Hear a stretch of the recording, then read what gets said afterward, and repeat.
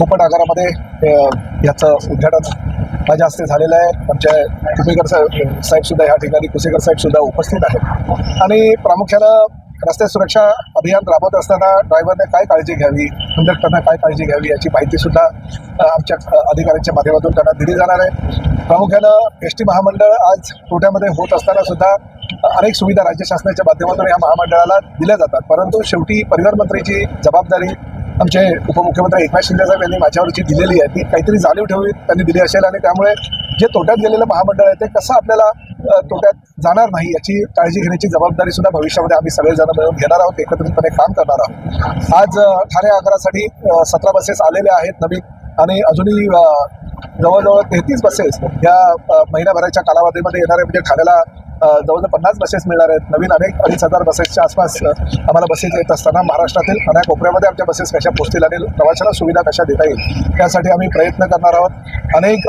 योजना परिवहन मंत्री झाल्यानंतर मी माझे जे कुसेकर सहकारी आहेत त्यांना सांगितलं की आपल्याला या जे एसटी कर्मचारी आहेत, ड्रायव्हर आहेत, कंडक्टर आहेत, मेकॅनिक आहेत, त्यांना विश्वासात घेऊन त्यांना सोबत घेऊन प्रवाशांना सुविधा कशा देता येईल यासाठी आपण प्रयत्न केले पाहिजे।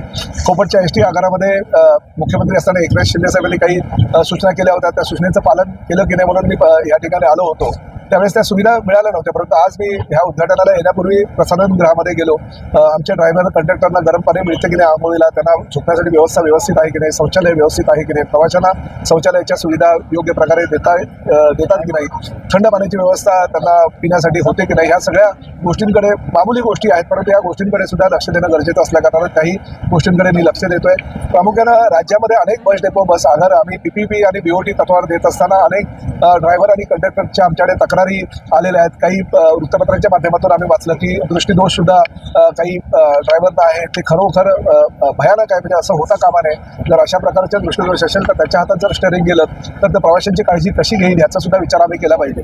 माझ्या मनातली एक संकल्पना मी आमच्या डॉक्टर माधव कुसेकरांना सांगितली आणि त्यानुसार PPP तत्वावर किंवा BOT तत्वावर आम्ही जे काही बस डेपो किंवा आगार देणार आहोत त्यामध्ये प्रत्येक जिल्ह्यामध्ये किमान 25 बेडचं हॉस्पिटल आमच्या एसटी कर्मचाऱ्यांसाठी असावं आणि मुंबईमध्ये किमान 100 बेडचं हॉस्पिटल बोरिवलीसारख्या एसटी आगारामध्ये असावं, जेणेकरून महात्मा फुले जनआरोग्य सेवेच्या माध्यमातून आमच्या एसटी कर्मचाऱ्यांना आपण त्या जर त्यांचं पांढरं रेशन कार्ड, ऑरेंज किंवा पिवळं रेशन कार्ड असेल तर त्यांना ही सुविधा 5 लाखापर्यंतची आम्ही मोफत देऊ।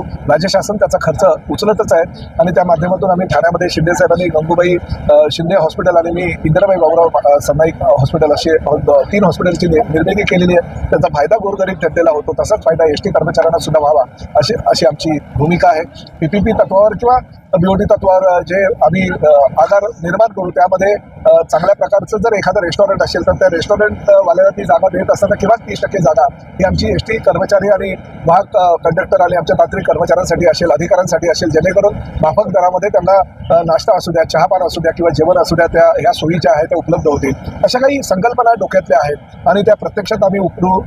योगायोगानं माझ्यावर अतिशय चांगला अधिकारी वर्ग आहे, माधव कुसेकर सारखा एक सक्षम अधिकारी सोबत असल्याकारणानं ज्या काही भविष्यातील समस्या आहेत त्या समस्याचा विचार करून एक चांगली परिवहन सेवा या राज्याच्या माध्यमातून देण्याचा आम्ही प्रामाणिक प्रयत्न करू।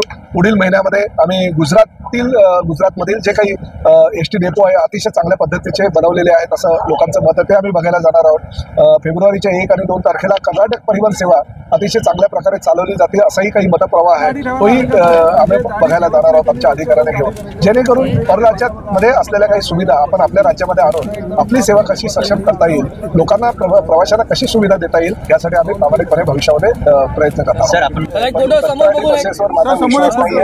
राज्य भले मी राज्याच्या मुख्यमंत्र्यांना विनंती करणार आहे की राज्य परिवहन मी जी मागणी केलेली आहे 2,500 बसेस यावर्षी आणि 2,500 बसेस हे पुढल्या वर्षी आम्ही राज्य शासनाच्या निधीतून घेणार आहोत आणि राज्य शासनाच्या निधीतून गेल्यानंतर आमचे 87,000 कर्मचारी आणि आमचे तांत्रिक कर्मचारी आहेत त्यांच्या माध्यमातून आम्ही अतिशय चांगल्या प्रकारची सेवाही चालू शकतो।